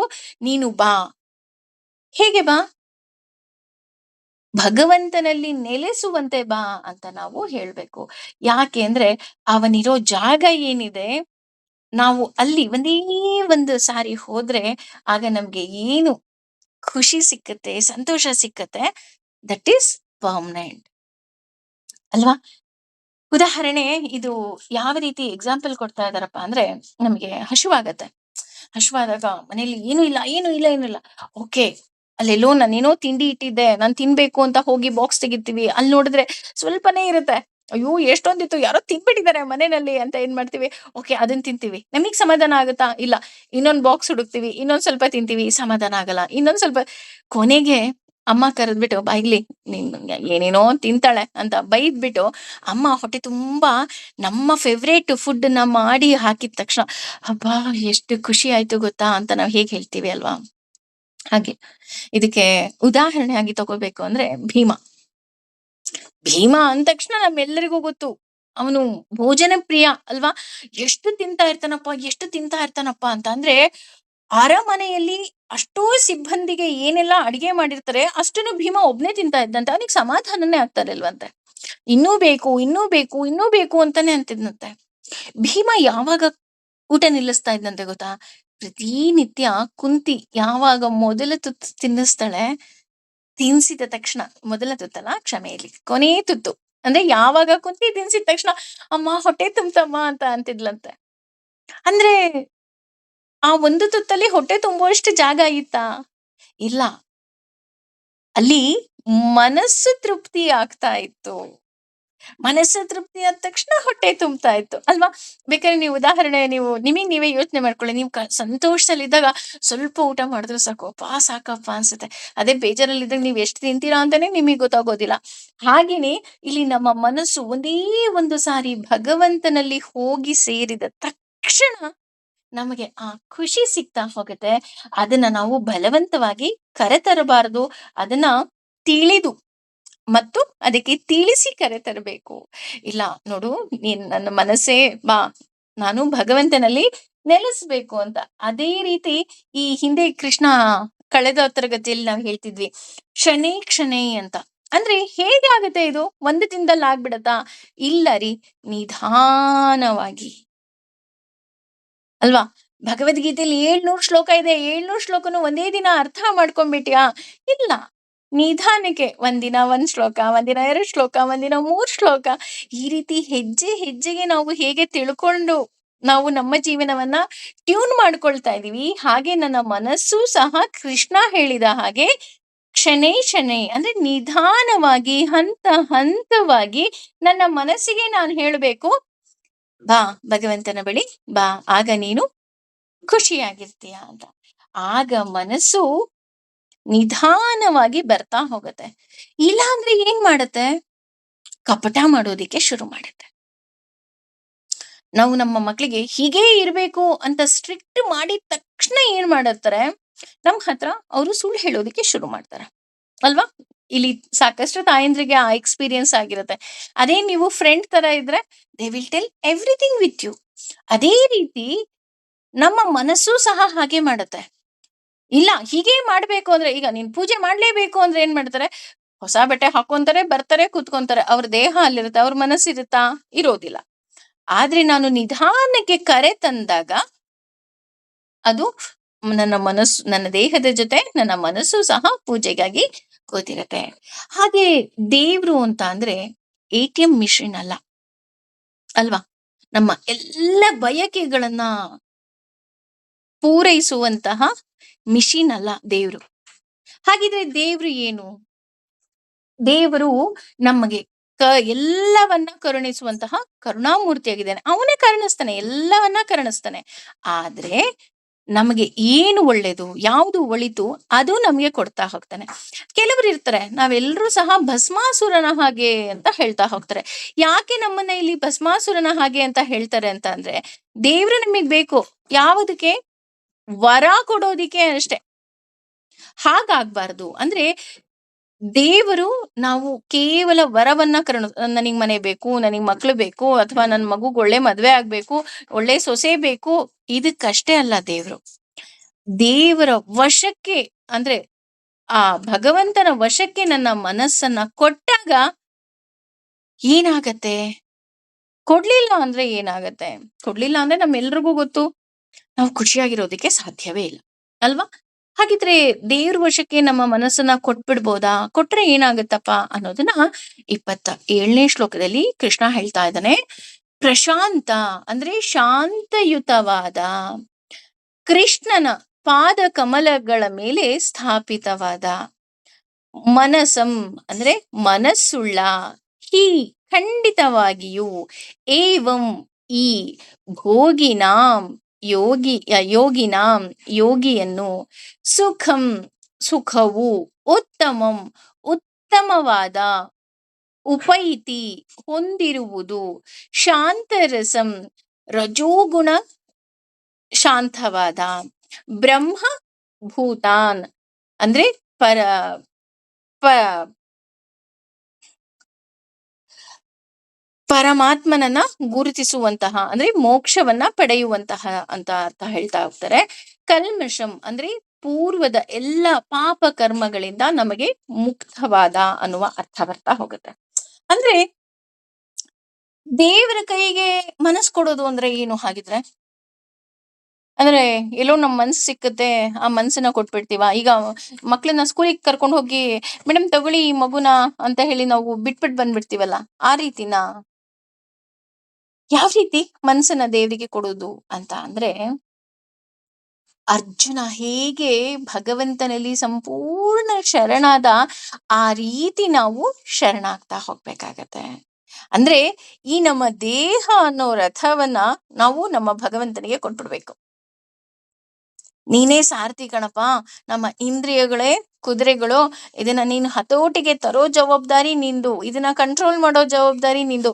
ನನಗೇನು ಗೊತ್ತಿಲ್ಲ, you are the owner of this body. ಆ ರೀತಿ ನಾನು ಪ್ರತಿಯೊಂದನ್ನು ನಾನು ಅವನಿಗೆ ಕೊಟ್ಟು ಅವನಿಗೆ ಹೇಳ್ಬೇಕು, ಭಗವಂತ, ನಾನು ಅಸ್ವತಂತ್ರ, ಪ್ರತಿಯೊಂದು ಸಹ ನಿನ್ನ ಕೈಲಿದೆ, ನನಗ್ ಗೊತ್ತಿಲ್ಲ ನೀನ್ ಹೇಗೆ ನಡೆಸ್ಬೇಕು ಅಂತಿದ್ಯಾ, ನಾನು ಹಾಗೆ ನಡೀತೀನಿ ಅಂತ ಅರ್ಜುನ ಹಾಗೆ ಶರಣಾದಾಗ ನಾವು ಏನ್ ಮಾಡ್ತೀವಿ, ಅರ್ಜುನ ಯುದ್ಧ ಗೆದ್ದ ಅಲ್ವಾ, ಅದೇ ರೀತಿ ನಮ್ಮ ಈ ಜೀವನ ಅನ್ನುವಂತಹ ಭವಸಾಗರ ಏನಿದೆ, ಇದನ್ನ ನಾವು ಸುಲಭವಾಗಿ ದಾಟ್ಬಿಡ್ತೀವಿ. ಸಮುದ್ರ ದಾಟ್ಬೇಕು, ಈಜ್ಕೊಂಡು ಹೋಗ್ಲಿಕ್ಕಾಗತ್ತಾ? ಆಗೋದಿಲ್ಲ. ಹಾಗಿದ್ರೆ ಒಂದು ತೆಪ್ಪ ಅಂತ ಇರುತ್ತೆ, ನಾವು ಹಳ್ಳಿಲ್ಲ ಒಂದು ಕೆರೆ ದಾಟ್ಲಿಕ್ಕೆ ಉಪಯೋಗಿಸ್ತಾರೆ, ಅದನ್ನ ಉಪಯೋಗಿಸ್ಬೋದಾ? ಇಲ್ಲ, ಅದನ್ನ ಉಪಯೋಗಿಸ್ಲಿಕ್ಕೆ ಆಗಲ್ದಿಲ್ಲ. ಹಾಗಿದ್ರೆ ದೋಣಿ ಉಪಯೋಗಿಸ್ಲಾ? ದೋಣಿನೂ ಆಗೋದಿಲ್ಲ. ಏನ್ ಬೇಕು? ಸಮುದ್ರವನ್ನ ದಾಟಬೇಕಂದ್ರೆ ದೊಡ್ಡ ಹಡಗು ಬೇಕು. ಹಡಗಿದ್ರೆ ಸಾಕಾ? ಇಲ್ಲ, ಒಬ್ಬ ಒಳ್ಳೆ ನಾವಿಕನೂ ಬೇಕು. ಹೇಳ್ತಾರಲ್ಲ, ದಾಸರು ಹೇಳ್ತಾ ಹೋಗ್ತಾರೆ, ಅಂಬೀಗ ನಾ ನಿನ್ನ ನಂಬಿದೆ, ಜಗದಂಬಾರಿ ಮನನ ನಿನ್ನ ನಂಬಿದೆ ಅಂತ. ಅದೇ ರೀತಿ ಅಂಬಿಗ ನನಗ್ ಗೊತ್ತಿಲ್ಲ. ಈಗ ನಮ್ಗೆ ಉದಾಹರಣೆ, ಅಮೆರಿಕಕ್ಕೆ ಹೋಗ್ಬೇಕು ಅಂದ್ರೆ ನಮಗೆ ಗೊತ್ತಿರುತ್ತಾ ಯಾವ್ಯಾವ ಸ್ಟಾಪ್ ಬರುತ್ತೆ, ಹೇಗ್ ಹೋಗ್ಬೇಕು, ಯಾವ ರೂಟು ಅಂತ? ಇಲ್ಲ ಅಲ್ವಾ? ಅಥವಾ ಇಲ್ಲಿಂದ ಹಿಮಾಲಯಕ್ಕೆ ಆನ್ ರೋಡೇ ಹೋಗ್ತಾ ಇದೀವಿ ಅಂದ್ರೂ ನಮಗೆ ಗೊತ್ತಿಲ್ಲ. ನಾವು ಹೋಗಿ ಬಸ್ಸಲ್ಲಿ ಕೂತ್ಕೊಂತೀವಿ, ನಮಗೆ ಡ್ರೈವರ್ ಮೇಲೆ ತುಂಬಾ ನಂಬಿಕೆ ಇರುತ್ತೆ. ಅದೇ ರೀತಿ ನಮ್ಮ ಜೀವನವನ್ನ ನಡೆಸುವಂತಹ ಅಂಬಿಗ, ಹೀಸ್ ದ ಡ್ರೈವರ್. ಡ್ರೈವರ್ ಅನ್ನೋದಕ್ಕಿಂತ ಅವನೇ ಸಾರಥಿಯಾಗಿ ಇದ್ದಾನೆ. ಅವನು ಸಾರಥಿಯಾಗಿ ನಡೆಸಿದಾಗ ನನಗೆ ನನ್ನ ಭಗವಂತನ ಮೇಲೆ ಸಂಪೂರ್ಣವಾಗಿ ನಂಬಿಕೆ ಬರ್ತಾ ಹೋಗತ್ತೆ. ಆ ರೀತಿ ಇದ್ದಾಗ ನಾವು ಹೇಗೆ ಅರ್ಜುನ ಯುದ್ಧವನ್ನ ಗೆದ್ದ, ನಾವು ಹಾಗೆ ನಮ್ಮ ಪಂಚೇಂದ್ರಿಯಗಳನ್ನ ಭಗವಂತನಿಗೆ ಅರ್ಪಿಸ್ಬಿಡ್ಬೇಕು. ಏಕಾದಶಿ ಉಪವಾಸ ಇರಬಹುದು, ಪಾರಾಯಣ ಇರಬಹುದು, ಎಲ್ಲವುದೂ ಸಹ ಆ ಇಂದ್ರಿಯ ನಿಗ್ರಹದ ಒಂದು ಭಾಗ ಅಷ್ಟೇ. ಹಾಗಾಗಿ ನಾವು ನಮ್ಮ ಇಂದ್ರಿಯಗಳನ್ನ ಭಗವಂತನಿಗೆ ಅರ್ಪಿಸಿದಾಗ ನಾವ್ ಹೇಳ್ಬೇಕು, ಸ್ವಾಮಿ ನಾನು ಅಸ್ವತಂತ್ರ, ನೀನು ಸ್ವತಂತ್ರ. ಹಾಗಾಗಿ ನಿನಗೆ ಹೇಗೆ ಬೇಕೋ ಹಾಗೆ ಈ ಕುದುರೆಯನ್ನ ಓಡ್ಸು ಅಂತ ನಾವೇನ್ ಮಾಡ್ಬಿಡ್ಬೇಕು, ಬಿಟ್ಬಿಡ್ಬೇಕು. ಹಾಗಂತ ದಿಸ್ ಇಸ್ ಯುವರ್ಸ್. ಆಗ ಭಗವಂತ ಹಂತ ಹಂತವಾಗಿ ನಮ್ಮ ಎಲ್ಲ ಬಯಕೆಗಳನ್ನ ಈಡೇರಿಸ್ತಾ ಹೋಗ್ತಾನೆ. ಹಾಗೆ ದೇವರನ್ನ ಬಯಸೋದಿಕ್ಕೆ ಇದು ಸಾಧ್ಯ ಅಂತ ಹೇಳ್ತಾ ಹೋಗ್ತಾರೆ. ಅಂದ್ರೆ ಸರೆಂಡರ್, ಕಂಪ್ಲೀಟ್ ಸರೆಂಡರ್ ಏನ್ ಮಾಡ್ತಾ ಹೋಗುತ್ತೆ, ನಮ್ಮನ್ನ ಭಗವಂತನ ಬಳಿಗೆ ಕರೆದುಕೊಂಡು ಹೋಗುತ್ತೆ. ಹಾಗೆ ಭಗವಂತ ಸರ್ವೋತ್ತಮ, ಆದ್ದರಿಂದ ಎಲ್ಲವೂ ಸಹ ಸಾಧ್ಯ. ಅದ್ರ ಜೊತೆ ನನ್ನನ್ನ ಸದಾ ರಕ್ಷಣೆ ಮಾಡುತ್ತಿರುವಂತಹವನು ಅವನೇ ಅಂತ ನಮಗೆ ತಿಳಿತಾ ಹೋಗುತ್ತೆ. ಆಗ ಒಬ್ಬ ಯೋಗಿಯ ಮನಸ್ಸಲ್ಲಿ ಶಾಂತರಸ ಉತ್ಪತ್ತಿಯಾಗತ್ತೆ. ಆ ಶಾಂತರಸ ಉತ್ಪತ್ತಿಯಾದಾಗ ಹೇಗಿರುತ್ತಪ್ಪ ಅಂತ ಅಂದ್ರೆ, ರಜೋಗುಣ ಮತ್ತು ತಮೋಗುಣ ಕಮ್ಮಿ ಆಗ್ತಾ ಹೋಗುತ್ತೆ, ಹೊರಟು ಹೋಗುತ್ತೆ. ಈ ರಜೋಗುಣ ತಮೋಗುಣ ಅಂದ್ರೆ ಏನು? ನಾನು, ನನ್ನದು, ಎಲ್ಲವುದೂ ನನ್ನಿಂದ ಅನ್ನೋ ಅಹಂಕಾರವೇ ಈ ರಜೋಗುಣ ತಮೋಗುಣ.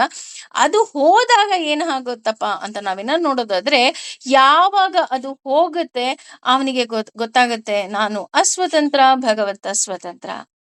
ಆಗ ಅವನ ಮನಸ್ಸು ಮಾನಸ ಸರೋವರದ ಹಾಗೆ ಪ್ರಶಾಂತವಾಗಿ ಶುಭ್ರವಾಗಿ ಇರತ್ತೆ. ಪ್ರಶಾಂತವಾಗಿದೆ, ಶುಭ್ರವಾಗಿದೆ ಅಂದಾಗ ಅವನಿಗೆ ಕೋಪ ಬರೋದಿಲ್ಲ, ಸಿಟ್ಟು ಬರೋದಿಲ್ಲ, ಭಗವಂತನೇ ಎಲ್ಲ ಅನ್ನೋ ಒಂದು ನಂಬಿಕೆ ಬರ್ತಾ ಹೋಗತ್ತೆ. ಹಾಗಾಗಿ ಈಗ ನಾವು ಹೇಳ್ಬೋದು, ಭಗವಂತ ನಾನು ದಿನಾ ಭಗವದ್ಗೀತೆ ಕೇಳ್ತೀನಪ್ಪ, ನಾನು ಹೇಳ್ತಾ ಇದ್ದೀನಿ ನಾನು ಅಸ್ವತಂತ್ರ, ನೀನು ಸ್ವತಂತ್ರ ಅಂತ. ಹಾಗಿದ್ರೆ ನನ್ನ ಮನಸ್ಸೂ ಸಹ ಆ ಮಾನಸ ಸರೋವರದ ಹಾಗೆ ಪ್ರಶಾಂತವಾಗ್ಬಿಡತ್ತಾ? ಆಗೋದಿಲ್ಲ. ಮೇಡಮ್ ಈಗ ತಾನೇ ಆಗುತ್ತೆ ಅಂತ ಅಂದ್ರಲ್ಲ ಮೇಡಮ್, ಈಗ ಕೇಳಿದ್ರೆ ಆಗಲ್ಲ ಅಂತ ಇದ್ದೀರಾ. ಹೌದು ರೀ, ಆಗೋದಿಲ್ಲ. ಯಾಕೆ ಆಗೋದಿಲ್ಲ? ಯೋಗಿಗಳ ಮನಸ್ಸು ಆಗತ್ತೆ, ನನ್ನ ಮನಸ್ಸು ಅಥವಾ ನಿಮ್ಮ ಮನಸ್ಸು ಇಲ್ಲಿ ಆಗ್ತಾ ಇಲ್ಲ ಅಂದ್ರೆ ಅದಕ್ಕೆ ಏನು ಕಾರಣ ಅಂತ ನೋಡೋದಾದ್ರೆ, ನಾವು ಮಾಡಿದಂತಹ ಪಾಪಗಳು ಎಲ್ಲವೂ ಸಹ ಕಳಿಬೇಕಲ್ವಾ? ಹಾಗಾಗಿ ಇಲ್ಲಿ ಮಾನಸ ಸರೋವರದ ಹಾಗೆ ಆಗಲ್ಲ. ಯಾಕೆ ಅಂತ ಅಂದ್ರೆ, ಅಲ್ಲಿ ನನಗೆ ನಾನು ಮತ್ತು ನನ್ನ ಭಗವಂತನ ಮಧ್ಯೆ ನನ್ನದು ಅನ್ನೋ ಒಂದು ಸ್ವಾರ್ಥ ಇರತ್ತೆ. ಅಷ್ಟೇ ಅಲ್ಲ, ನಮ್ಮ ಪಾಪಗಳ ಒಂದು ಗೋಡೆ ಸಹ ಇರುತ್ತೆ. ಇದು ನನ್ನ ಮನೆ, ನನ್ನಮ್ಮ, ನನ್ನ ಅಪ್ಪ, ನನ್ನ ಮಕ್ಕಳು ಅಲ್ವಾ? ಈ ರೀತಿಯಾದಂತಹ ಸಂಬಂಧಗಳಲ್ಲಿ ನಾವು ಅಂಟ್ಕೊಂಡ್ಬಿಟ್ಟಿರ್ತೀವಿ. ಹಾಗಾಗಿ ಇಲ್ಲಿ ನಾನು, ನನ್ನ ಮನೆ, ನನ್ನದು ಅನ್ನೋದು ಹೋಗೋದಿಲ್ಲ. ಉದಾಹರಣೆ ಇಲ್ಲಿ ಎಷ್ಟು ಸುಂದರವಾಗಿ ಕೊಡ್ತಾರೆ ಅಂತ ಅಂದ್ರೆ, ಅಪ್ಪ ಅಮ್ಮ ಒಂದು ಮನೆಯನ್ನ ಕಟ್ಟಿರ್ತಾರೆ. ಯಾವುದೋ ಒಂದು ಕಾರಣಕ್ಕೆ ಮಗನ ಮನೆಗೆ ಬರ್ತಾರೆ ಅಂತ ಅನ್ಕೊಳ್ಳೋಣ. ಮಗನ ಮನೆಯಲ್ಲಿ ಇದ್ರೂ ಸಹ ಅವರಿಗೆ ನನ್ನ ಮನೆಯಲ್ಲಿ ನಾನಿಲ್ಲ, ಅಥವಾ ನಾನು ನನ್ನ ಮನೆಗೆ ಹೋಗಬೇಕು. ನನ್ನ ಮನೆ ಕ್ಲೀನ್ ಮಾಡೋರಿಲ್ಲ, ನನ್ನ ಮನೆ ದೀಪ ಹಚ್ಚೋರಿಲ್ವಾ? ಈ ರೀತಿಯಾದಂತಹ ಮನಸ್ಥಿತಿ ಅವರಲ್ಲಿ ಬರ್ತಾ ಹೋಗುತ್ತೆ. ಪ್ರತಿಯೊಬ್ಬರಲ್ಲೂ ಬರುತ್ತೆ. ಈಗ ನಾವು ಈ ಮನೇಲಿದ್ದೀವಿ ಅಂತ ಅಂದ್ರುನು, ನಾವ್ ಇನ್ಯಾರ್ದೋ ಮನೆಗೆ ಹೋದಾಗ ನಮ್ಗನ್ಸುತ್ತೆ, ಅಯ್ಯೋ! ಇಲ್ಲಪ್ಪ ಸಂಜೆ ಆಯ್ತು ನನ್ ಮನೆ ದೀಪ ಹಚ್ಬೇಕು. ಯಾಕೆ ಆ ರೀತಿ ಬರುತ್ತೆ? ನನ್ನದು ಅನ್ನೋ ಮನೋಭಾವ. ಅದು ಮೊದ್ಲಿಂದನೂ ಇತ್ತಾ? ಇಲ್ಲ. ಅದು ಮಧ್ಯದಲ್ಲಿ ಬಂದಿದ್ದು ಅಲ್ವಾ? ಮೊದ್ಲು ಅಪ್ಪ ಅಮ್ಮನ ಮನೇಲಿದ್ವಿ. ಆಮೇಲೆ ಅತ್ತೆ ಮಾವನ ಮನೆಗೆ ಹೋದ್ವಿ. ಆಮೇಲೆ ನನ್ನ ಮನೆ ಅಂತ ನಾವು ಕಟ್ಟಿಸ್ಕೊಂಡ್ವಿ. ಈಗ ಯಾವ್ದು ನಮ್ಮನೆ? ಆದ್ರೆ ನಾವು ಒಂದನ್ನ ಮರೆತು ಬಿಟ್ಟಿದೀವಿ. ಇಲ್ಲಿ ಇದ್ಯಾವ್ದು ಈಗ ಅಪ್ಪನ ಮನೆ, ಅಮ್ಮನ ಮನೆ, ಅತ್ತೆ ಮನೆ, ಮಾವನ ಮನೆ ಇದೆಲ್ಲ ಏನೇನ್ ಹೇಳ್ತಾ ಇದೀವಿ, ಇದ್ಯಾವುದೂ ಸಹ ನನ್ನ ಮನೆ ಅಲ್ಲ. ಅದನ್ನ ನಾನು ನನ್ನ ಮನಸ್ಸಿಗೆ ಹೇಳ್ಬೇಕು. ಅಲ್ಲಿದೆ ನಮ್ಮನೆ, ಇಲ್ಲಿ ಬಂದೆ ಸುಮ್ಮನೆ. ಅಲ್ವಾ? ಆ ರೀತಿ ನನ್ನ ಮನಸ್ಸನ್ನ ನಾನು ಟ್ರೈನ್ ಮಾಡಿದಾಗ, ನಾನು ಹೇಳಿದಾಗ, ಆಗ ಯಾವ ಯೋಗಿಗೆ ಇದು ಸಾಧ್ಯವಾಗುತ್ತಪ್ಪ ಅಂತ ನೋಡೋದಾದ್ರೆ ಏನಾಗತ್ತೆ ಅಂದ್ರೆ, ಕಲ್ಮಶಗಳು ಹೋಗ್ತಾ ಹೋಗತ್ತೆ. ಆ ಯೋಗಿಯ ಮನಸ್ಸು ಹೀಗೆ ಮಾನಸ ಸರೋವರದ ಹಾಗೆ ಆಗತ್ತೆ. ಆಗ ಕಲ್ಮಶದ ಹಾಗೆ ಆಗತ್ತೆ. ಆಗ ಅವನಿಗೆ ಆಸೆ ಇರೋದಿಲ್ಲ, ಸಿಟ್ಟಿರೋದಿಲ್ಲ. ಯೋಗಿಯ ಮನಸ್ಸು ಧ್ಯಾನದಲ್ಲಿ ಕೂತ್ಕೊಳ್ತು. ಅದರಿಂದ ಯಾವುದೇ ರೀತಿಯಾದಂತಹ ಸಿಟ್ಟು ಬರ್ತಾ ಇಲ್ಲ, ಆಸೆ ಬರ್ತಾ ಇಲ್ಲ. ಅದರಿಂದ ಏನಾಗ್ತಾ ಹೋಗತ್ತೆ? ಅದರಿಂದ ನಾವಾಗ್ಲೇ ಹೇಳಿದ ಹಾಗೆ ಅಚಲಂ ಸ್ಥಿರಂ, ಮನಸ್ಸು ಒಂದ್ ಕಡೆ ಕರೆಕ್ಟ್ ಆಗಿ ಕೂತ್ಕೊಳ್ಳುತ್ತೆ. ಇದ್ರಿಂದ ಏನಾಗುತ್ತೆ? ಮನ್ಸು ಒಂದ್ ಕಡೆ ಕೂತ್ಬಿಟ್ರೆ ಸಾಕಾ ಅಂತ ನೋಡೋದಾದ್ರೆ, ಆ ಮನಸ್ಸು ಆ ರೀತಿ ಕೂತಾಗ ಏನಾಗುತ್ತಪ್ಪ ಅಂತ ಅನ್ನೋದನ್ನ 28ನೇ ಶ್ಲೋಕದಲ್ಲಿ ಹೇಳ್ತಾ ಹೋಗ್ತಾರೆ. ಯುಂಜಾನ್ ಅಂದ್ರೆ ಯೋಗಾಭ್ಯಾಸದಲ್ಲಿ ತೊಡಗಿರುವವನು. ಏವಂ ಹೀಗೆ ಸದಾ ಯಾವಾಗಲೂ ಆತ್ಮಾನಂ ತನ್ನನ್ನು ಯೋಗಿ ಪರಮಾತ್ಮನ ಆತ್ಮದೊಂದಿಗೆ ಸಂಪರ್ಕ ಉಳ್ಳವನು. ವಿಗತ ಮುಕ್ತವಾದ ಕಲ್ಮಶಂ ಸಕಲ ಭೌತಿಕ ಉಳ್ಳವನಾಗಿ ಸುಖೇನ ದಿವ್ಯ ಸುಖದಿಂದ ಬ್ರಹ್ಮಸ್ಪರ್ಶಾನ ಪರಮಾತ್ಮನೊಂದಿಗೆ ಸತತ ಸಂಪರ್ಕವನ್ನ ಅತ್ಯುತ್ತಮಂ ಅತ್ಯುನ್ನತಕ್ಕೆ ಸುಖಂ ಸುಖವನ್ನ ಅಶ್ನುತೆ ಹೊಂದುತ್ತಾನೆ. ಅಂದ್ರೆ ಈ ರೀತಿ ಮನಸ್ಥಿತಿ ಇದ್ದಾಗ ಏನಾಗುತ್ತಪ್ಪ ಅಂತಂದ್ರೆ, ಒಂದು ಕಡೆ ನಿಲ್ಲತ್ತೆ. ಹಾಗಾಗಿ ಆ ಶಾಂತತೆ ಅವನಿಗೆ ಸಿಗ್ತಾ ಹೋಗುತ್ತೆ. ಸುಖ ಸಿಗದೆ ಯಾವ ಸುಖವೂ ಸಹ ಉತ್ತಮವಾಗಿರುವುದು ಅಂತ ಅವನಿಗೆ ಗೊತ್ತಾಗೋದೇ ಇಲ್ಲ. ಈ ಸುಖ ಏನಾಗುತ್ತೆ, ಮುಂದೆ ಅವನ ಮನಸ್ಸು ಹೇಗಿದೆ ಅನ್ನೋದನ್ನ, ಉತ್ತಮವಾದ ಸುಖ ಯಾವುದು ಅನ್ನೋದು ಅವನ ಮನಸ್ಸೇ ನಿರ್ಧಾರ ಮಾಡೋದಿಕ್ಕೆ ಆ ಸಜ್ಜಾಗತ್ತೆ.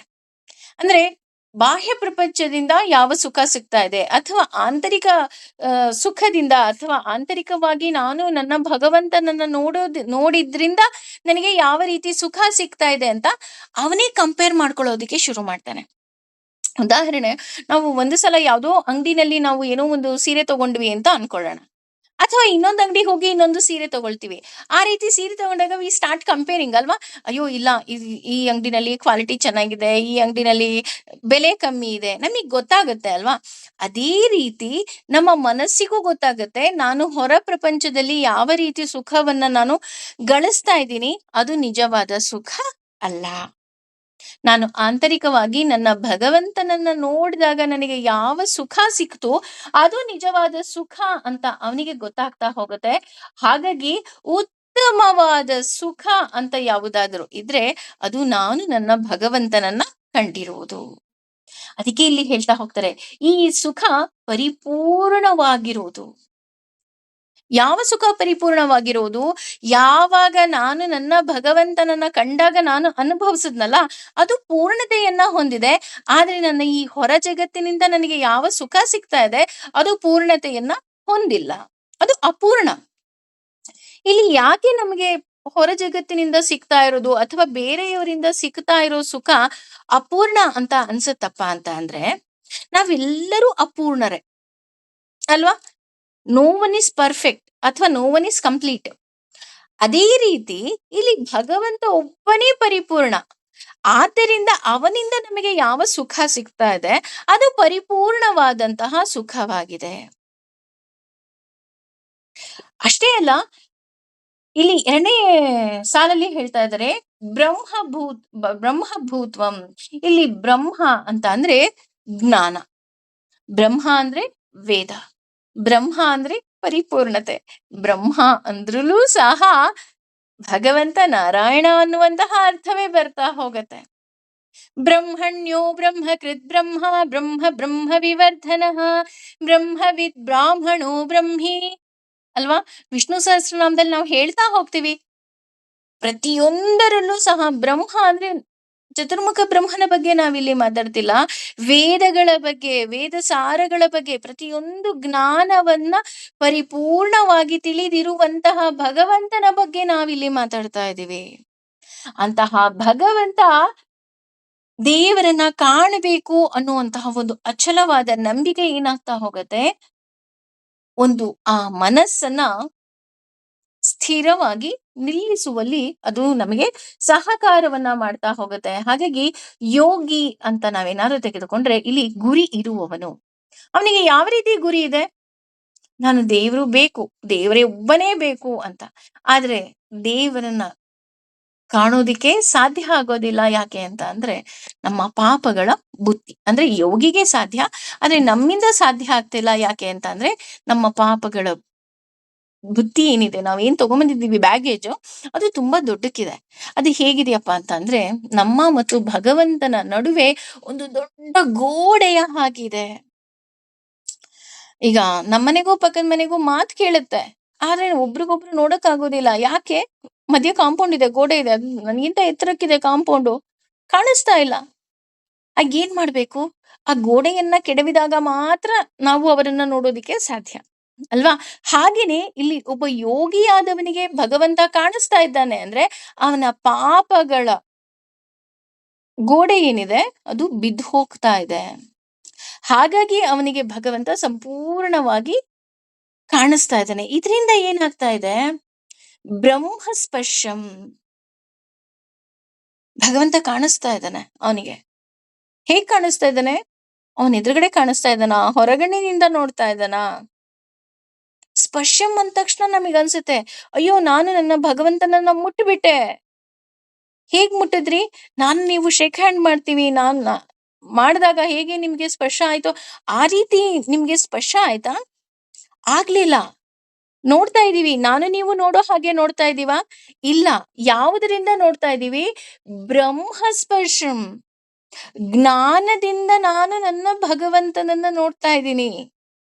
ನನಗೆ ಯಾವಾಗ ಒಂದು ಜ್ಞಾನ ಬಂತು, ಯಾವಾಗ ಒಂದು ಅರಿವು ಬಂತು ಭಗವಂತ ಇದ್ದಾನೆ ಅಂತ, ಆಗ ನಾನು ನನ್ನ ಒಳಗಣ್ಣಿನಿಂದ ನಾನು ನನ್ನ ಭಗವಂತನನ್ನ ನೋಡ್ತಾ ಇದ್ದೀನಿ, ನಾನು ನನ್ನ ಭಗವಂತನನ್ನ ಮುಟ್ತಾ ಇದ್ದೀನಿ. ಯಾವ ರೀತಿ ಮುಟ್ತಾ ಇದ್ದೀನಪ್ಪ ಅಂದ್ರೆ, ಕೇವಲ ನನ್ನ ಅನುಭವದಿಂದ. ಅದಕ್ಕೆ ಹೇಳಿದಿಲ್ಲಿ ಬ್ರಹ್ಮಸ್ಪರ್ಶಂ ಅಂತ ತಗೊಂಡಿದ್ದಾರೆ ನೋಡಿ. ಹೇಳ್ತಾ ಹೋಗ್ತಾರಲ್ವಾ, ಎಲ್ಲೋ ಹುಡುಕಿದೆ ಇಲ್ಲದ ದೇವರ ಕಲ್ಲು ಮಣ್ಣುಗಳ ಗುಡಿಯೊಳಗೆ. ಯಾವುದೋ ಒಂದು ಗುಡಿನಲ್ಲಿದ್ದಾನ ಭಗವಂತ? ಇಲ್ಲ. ಎಲ್ಲಿದ್ದಾನೆ? ಅವನ ಅಡ್ರೆಸ್ ಏನು ಹಾಗಿದ್ರೆ? ಕೈಲಾಸನ, ವೈಕುಂಠನ, ಇಂದ್ರಲೋಕನ, ಭೂಲೋಕನ, 14 ಲೋಕಗಳಿದೆಯಲ್ಲ ಅದ, ಅಥವಾ ಬ್ರಹ್ಮಾಂಡನ? ಇಲ್ಲ. ಅಲ್ಲೆಲ್ಲೂ ಭಗವಂತ ಇಲ್ಲ. ಉಡುಪಿನಲ್ಲಿದ್ದಾನ? ಇಲ್ಲ. ಎಲ್ಲಿದ್ದಾನ ಅವನು? ನಮ್ಮ ಒಳಗೆ, ನಮ್ಮೆಲ್ಲರ ಭಗವಂತ ನಮ್ಮ ಒಳಗೆ ಇದ್ದಾನೆ. ಅವನನ್ನ ನೀವು ನೋಡ್ಬೇಕು ಅಂದಾಗ ಹೊರಗಣ್ಣಿನ ಅವಶ್ಯಕತೆ ಇಲ್ಲ. ಕಣ್ಣು ಮುಚ್ಚಿ ಧ್ಯಾನದಲ್ಲಿ ಕುಳಿತಾಗ ನೀವು ನಿಮ್ಮ ಭಗವಂತನನ್ನ ಕಾಣಬಹುದು. ಹಾಗಾಗಿ ಇಲ್ಲಿ ಭಗವಂತ ಹೇಳಿರೋದು, ಪ್ರತಿಯೊಬ್ಬರ ವರ್ಣ, ಪ್ರತಿಯೊಬ್ಬರ ಅನುಭವ ಎಲ್ಲವುದೂ ಭಿನ್ನ ಅಂತ. ನಾವೀಗ ಆಲ್ರೆಡಿ ಅದನ್ನ ತಿಳ್ಕೊಂಡ್ಬಿಟ್ಟಿದೀವಿ. ನಮ್ಮ ವರ್ಣಾಶ್ರಮ ಪದ್ಧತಿ ಇರಬಹುದು, ಅಥವಾ ನಮ್ಮ ಭಗವಂತ ಇರ್ಬೋದು, ಎಲ್ಲವುದೂ ಸಹ ಭಿನ್ನವಾಗಿದೆ. ನಾವು ಖುಷಿಯಾಗಿರ್ಬೇಕಾ? ನನ್ನ ಜೋಳಿಗೆಯಲ್ಲಿ ಏನಿದೆ ನಾನು ಅದನ್ನ ನೋಡ್ಬೇಕೇ ವಿನಃ ಇನ್ನೊಬ್ಬರ ಜೋಳಿಗೆಯನ್ನ ನೋಡಿದಾಗ ನನಗೆ ಆ ಸುಖ ಅನುಭವದಕ್ಕೆ ಬರೋದಕ್ಕೆ ಸಾಧ್ಯ ಇಲ್ಲ. ಹಾಗೇನೆ ಇಂದ್ರಿಯಗಳು ಸಹ ಏನ್ ಮಾಡ್ತಾ ಹೋಗುತ್ತೆ, ಭಗವಂತನನ್ನ ನಮ್ಮಿಂದ ದೂರ ಮಾಡ್ತಾ ಹೋಗುತ್ತೆ. ಅದೇ ಇಂದ್ರಿಯಗಳನ್ನೇ ಭಗವಂತನಿಗೆ ಕೊಟ್ಬಿಟ್ರೆ, ಹೇಳ್ತಾರಲ್ವಾ, ಎತ್ತು ಏರಿಗಿಳಿದ್ರೆ ಕೋಣ ನೀರಿಗಿಳಿತು ಅನ್ನೋ ಹಾಗಾಗತ್ತೆ. ಒಂದು ಕಣ್ಣು ಹೇಳುತ್ತೆ ಬಾ ಮ್ಯಾಂಗೋ ತಿನ್ಕೊಂಬರೋಣ ಅಂತ, ನಾಲ್ಗೆ ಹೇಳುತ್ತೆ ಏ ಬಿಡ ಬಿಡ ಬಾ ಹೋಗಿ ಪಿಜ್ಜಾ ತಿನ್ಕೊಂಬರೋಣ ಅಂತ. ಅದ್ ಬಿಟ್ಬಿಟ್ಟು ಏಕಾದಶಿ ದಿನ ನಾನು ಭಗವಂತನಿಗೆ ಅರ್ಪಿಸ್ಬಿಟ್ರೆ ಅಲ್ವಾ? ಈ ರೀತಿ ನಾನು ನನ್ನ ಇಂದ್ರಿಯಗಳನ್ನ ಭಗವಂತನಿಗೆ ಅರ್ಪಿಸ್ಬೇಕು. ಮನಸ್ಸು ದೇವರನ್ನ ನೋಡ್ತು ಅಂತ ಒಂದೇ ಒಂದು ಸಲ ಆ ಅನುಭವಕ್ಕೆ ಬಂತು ಅಂತ ಅಂದ್ರೆ, ಆ ಮನಸ್ಸು ಸಾಕು ಅನ್ನುತ್ತಾ ಇಲ್ಲ, ಪದೇ ಪದೇ ಅವನೇ ಬೇಕು, ಅವನು ಭಗವಂತನನ್ನೇ ನೋಡ್ಬೇಕು. ಸಂಸ್ಪರ್ಶಂ. ಸಂಸ್ಪರ್ಶಂ ಅಂದ್ರೆ ಏನು? ಅವನ ಒಳಗಿನಿಂದ ನಾನು ನೋಡ್ತಾ ಇದ್ದೀನಿ, ನಾನು ಒಳಗಿನಿಂದ ಅವನ ಧ್ವನಿ ಕೇಳ್ತಾ ಇದ್ದೀನಿ, ಒಳಗಿನಿಂದ ಅವನು ಹೇಗಿದ್ದಾನೆ ಆ ಅನುಭವಕ್ಕೆ ನಂಗೆ ಬರ್ತಾ ಇದೆ. ಅಷ್ಟೇ ಅಲ್ಲ, ನನ್ನ ಜೀವನದಲ್ಲಿ ಭಗವಂತ ಇದ್ದಾನೆ ಅನ್ನೋ ಒಂದೇ ಒಂದು ನಂಬಿಕೆ ಸಾಕು ಅಲ್ವಾ? ನಮಗೇನು ಬೇಡ ಕಣ್ರಿ, ಯಾರಿದಾರೋ ಇಲ್ವೋ ನನಗೆ ಗೊತ್ತಿಲ್ಲ, ನನ್ ಜೊತೆ ನನ್ನ ಭಗವಂತ ಇದ್ದಾನೆ ಹೇಳ್ತಾರಲ್ವಾ ಇಷ್ಟೊಂದು ಜನ. ಅದು ನಿಮ್ಮ ಅನುಭವಕ್ಕೆ ಬಂದಿದ್ಯಾ? ಬಂದಿದೆ, ಬರತ್ತೆ. ಅದು ನಮಗೆ ನಾವೇ ಅನುಭವಿಸ್ಬೇಕು. ಇದು ನಾವು ಯಾರೋ ಹೇಳೋದ್ರಿಂದನೋ ಏನೋ ಕೇಳೋದ್ರಿಂದನೋ ನಮಗೆ ಬರೋದಿಕ್ಕೆ ಸಾಧ್ಯವೇ ಇಲ್ಲ. ಇಲ್ಲಿ ಹೇಳ್ತಾ ಹೋಗ್ತೀವಿ, ಆ ಜಾನಕಿ ಇರ್ಬೋದು, ಸುಶೀಲಮ್ಮ ಇರ್ಬೋದು, ಅಥವಾ ಶ್ರೀನಿವಾಸ್ ಅವ್ರು ಇರ್ಬೋದು, ಅವರ ಧ್ವನಿಗಳೆಲ್ಲ ಕೇಳಿದಾಗ ಅಯ್ಯೋ ಅವ್ರು ಎಷ್ಟು ಚಂದ ಹಾಡು ಹೇಳ್ತಾರ್ರಿ ಅಂತ ಒಬ್ಬ ಮನುಷ್ಯನ ಧ್ವನಿಯನ್ನೇ ನಾವು ಹೇಳ್ತೀವಿ ಅಂದಾಗ, ಇನ್ನು ಭಗವಂತನ ಧ್ವನಿ ಕೇಳಿದಾಗ ನಮಗೆ ಹೇಗಿರುತ್ತೆ ಅಲ್ವಾ? ಭಗವಂತನ ಧ್ವನಿ ಇನ್ನೂ ಚೆನ್ನಾಗಿರುತ್ತೆ. ಅವನು ಸುಶ್ರಾವ್ಯವಾಗಿ ನಮಗೆ ನಮ್ಮ ಜೀವನದ ಗುರಿಯನ್ನ ಆತ ಕರ್ಕೊಂಡು ಹೋಗ್ತಾನೆ. ಹಾಗೆ ನಮ್ಮ ಜೀವನದ, ನಮ್ಮ ದೇಹದ ಉದ್ದೇಶ ಏನು ಅಂತ ಆತ ಹೇಳ್ತಾ ಹೋಗ್ತಾನೆ. ಹೌದಾ? ಆತ ಹೇಳ್ತಾನೆ ರೀ. ಇಷ್ಟೊಂದು ಹೇಳಿದಾನೆ ಅಂತ ಅಂದ್ರೆ ಮುಂದೆ ಇನ್ನೂ ಹೇಳ್ತಾ ಹೋಗ್ತಾನೆ. ಅದನ್ನ ಮತ್ತೆ ಮತ್ತೆ ನಾವು ತಿಳ್ಕೊಳ್ಳುವಂತಹ ಒಂದು ಚಿಕ್ಕ ಪ್ರಯತ್ನವನ್ನಂತೂ ಖಂಡಿತ ಮಾಡೋಣ. ಸದ್ಯಕ್ಕೆ ಸರ್ವಂ ಶ್ರೀ ಕೃಷ್ಣಾರ್ಪಣಮಸ್ತು. ಭಗವಂತ, ನಮ್ಮ ಬಾಯಲ್ಲಿ ಏನೆಲ್ಲ ನುಡಿಸ್ಬೇಕಂತಿದ್ಯಾ ನೀನೇ ನುಡ್ಸು ತಂದೆ ಅಂತ ಅವನಿಗೆ ಶರಣಾಗೋಣ. ಧನ್ಯವಾದಗಳು.